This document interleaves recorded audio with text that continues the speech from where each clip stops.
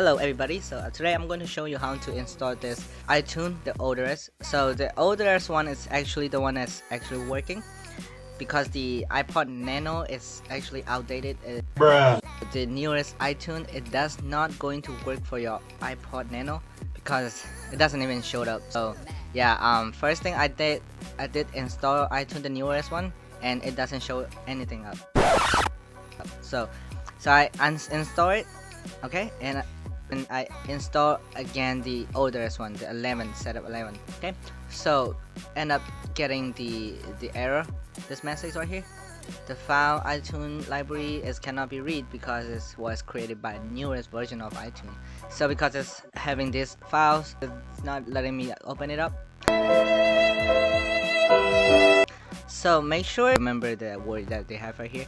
Okay, so you gotta type right here and search it up. Say iTunes space library. Okay, library right here. So anything that is matched, like library extra, IT, okay, whatever. So right click on it and open find my location, and right that is the one that we want to delete it. We want to move it into whatever.